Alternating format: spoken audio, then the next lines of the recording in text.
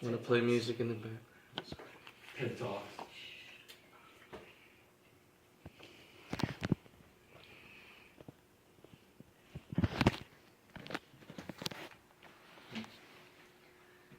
So there are many ways you can prepare for a career fair, but there are a few ways that I like to prepare for that I feel like is fitting for a situation for any student.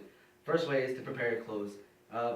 When your clothes are your first impression, and a first impression is lasting, you want to make sure that impression is positive because that's what's going to be what that employer is going to be thinking about throughout the whole course of your interview and while you're talking to them.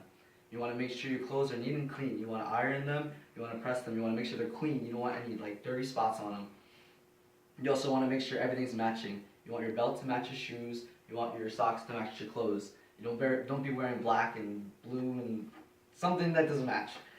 Another way you can prepare for a career fair is make a plan.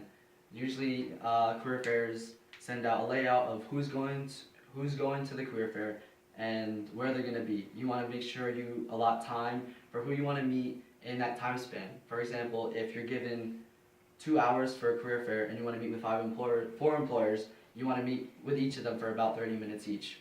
And allot time for the people that you're most interested in. For example, if there's one company you're most interested in talking to and trying to get a job with, you want to maybe add 40 minutes to one and then focus 20 minutes on another.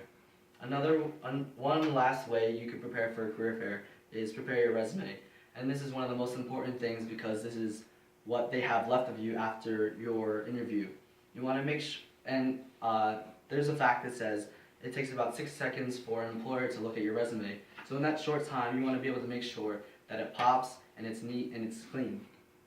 You want to make it short and simple, all your resume. Don't be too wordy in sentences, use short sentences, but also use numbers because those are what pop. When you first look at the paper, letters are all over the paper, but numbers, those are the ones that stand out from the letters and the words.